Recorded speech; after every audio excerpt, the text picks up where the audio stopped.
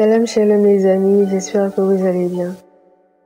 Aujourd'hui, nous méditons l'évangile selon saint Matthieu, au chapitre 6, les versets 7 à 15. Après l'aumône, dans les versets précédents, Jésus s'attaque maintenant à un autre sujet, la prière. Le Robert Collège 11 à 15 ans définit la prière comme le mouvement de l'âme tendant à une communion spirituelle avec Dieu. Sainte Thérèse de l'Enfant Jésus la voit comme un élan de cœur, un simple regard jeté vers le ciel, un cri de reconnaissance et d'amour au sein de l'épreuve comme au sein de la joie. La prière chrétienne apparaît donc comme la relation d'alliance entre l'homme et Dieu dans le Christ. Jésus fait la même recommandation que lorsqu'il parlait de l'aumône. Il demande au peuple de ne point être hypocrite dans leur relation avec Dieu, c'est-à-dire de vouloir à tout prix montrer aux hommes leur piété. En effet, il affirme que ceux-ci ont reçu leur récompense. Mais quelle récompense? Lorsque nous entrons dans la présence de Dieu, nous lui offrons tout de nous, et réciproquement, il s'imprime tout entier en nous, faisant descendre sa gloire sur nos vies.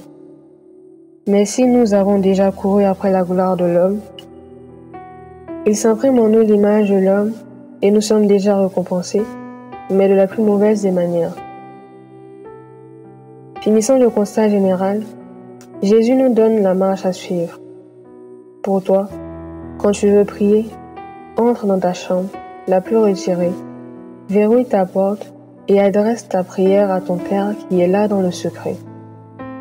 Suivant ces paroles, l'on pourrait penser qu'il faut qu'à chaque fois que nous voulons prier, courir nous réfugier dans notre chambre. Or cela mettrait en péril le conseil de saint Paul, qui dit de prier sans cesse, ou passer sa journée retiré dans sa chambre. Mettant encore à porte-à-faux un autre passage demandant à celui qui ne travaille pas de ne pas manger non plus. Implicitement, Jésus nous montre la vraie chambre secrète, le cœur. En effet, le cœur est l'endroit qui nous est accessible en tout temps et que Dieu sonde parfaitement. C'est le siège où il doit demeurer, sa Jérusalem, son temple sacré. Jésus rajoute de ne pas se conduire comme les païens. En effet, ceux-ci pensent que c'est à force de paroles qu'ils seront exaucés. Or, ce n'est pas le nombre de mots, de belles phrases ou de métaphores, c'est la disposition du cœur, la foi et la ferveur avec laquelle on demande, car Dieu notre Père sait de quoi nous avons besoin.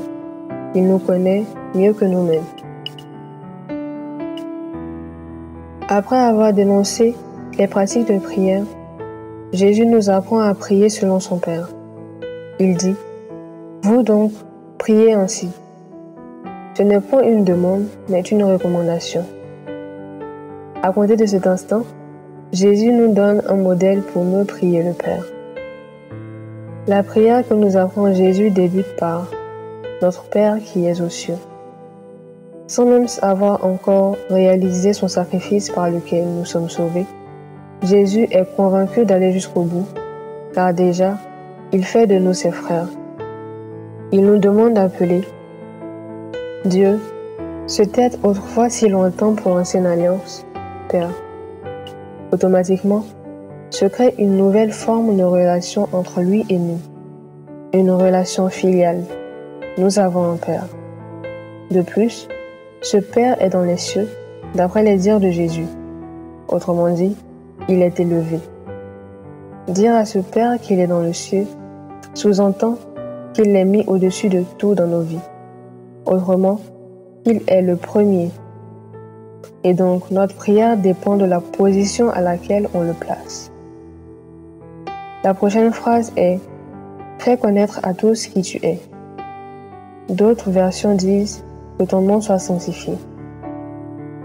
Cette phrase pourrait impliquer que nous sachions qui est Dieu, sa sainteté, son être, et que nous voulions qu'il soit reconnu par tous.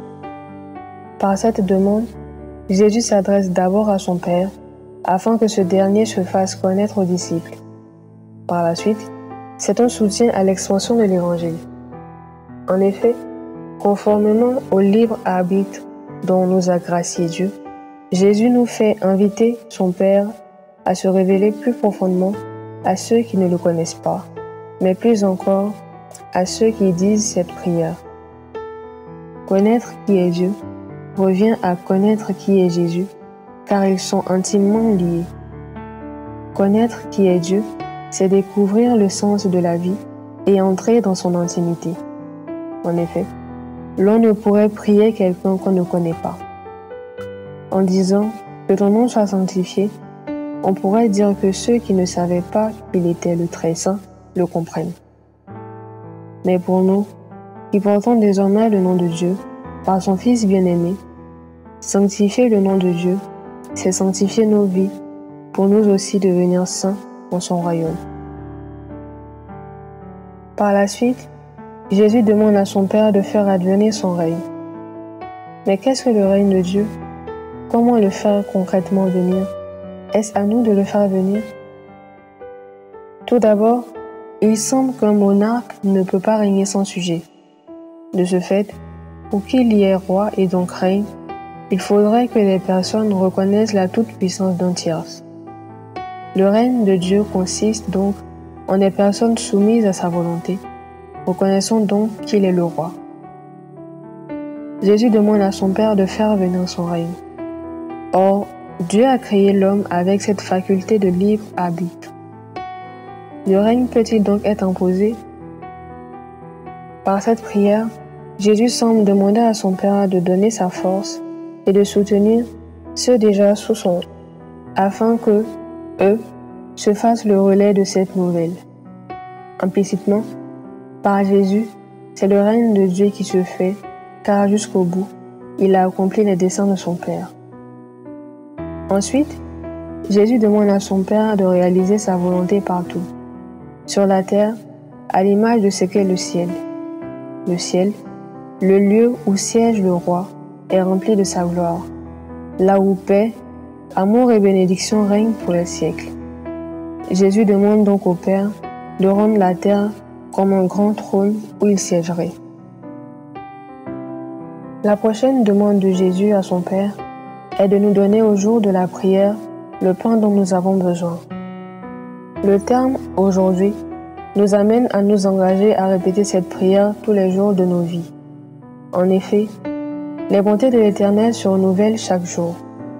Nos besoins sont comblés plus parfaitement, tous les jours un peu plus. De plus, nos besoins d'hier peuvent ne pas être nos besoins d'aujourd'hui. Ainsi, Jésus nous amène à dépendre de notre Père qui s'occupe de nous.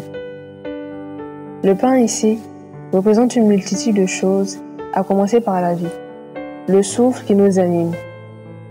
Mais le besoin sous-jacent que Jésus nous apprend, c'est de chaque jour regarder au sacrifice qu'il a fait. Il est le chemin, la vérité et la vie. Il a même ajouté qu'il est le pain de vie. Il nous apprend donc à le désirer, tous les jours un peu plus. Lui le pain qui donne la vie éternelle.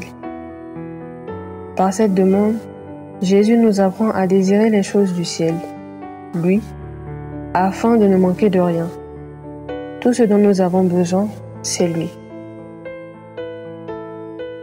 L'une des dernières parties de la prière que Jésus est en train de nous apprendre s'apparente à la 5e béatitude que Jésus donne lors de son premier enseignement sur la miséricorde. Pardonner afin d'être pardonné. Décharger afin de décharger. Par cette prière, Jésus nous contraint à accorder le pardon sans lequel Dieu non plus ne nous fera pas miséricorde. Jésus lance un appel à se conformer et se confondre en Dieu en devenant miséricorde. La dernière demande de Jésus à son Père est « Ne nous conduis pas dans la tentation, mais délivre-nous du tentateur. » Par cette demande, c'est en fait le Saint-Esprit qu'on demande au Père. En effet, Jésus pourrait dire que par sa venue, l'Esprit Saint confondra le monde en matière de péché, de justice et de jugement. Et donc, en demandant à Dieu de nous délivrer du tentateur, nous lui demandons de nous donner son esprit afin de fuir le péché et de se sanctifier par tous les moyens. À cet instant, j'aimais prier le Père d'envoyer sur nous son Esprit afin qu'il nous apprenne davantage à prier. Car lui-même nous l'a dit, nous ne savons pas prier. Pour qu'on arrive à s'abandonner entièrement à sa volonté, en la laissant se réaliser dans nos vies et qu'il nous apprenne le pardon. Shalom, shalom.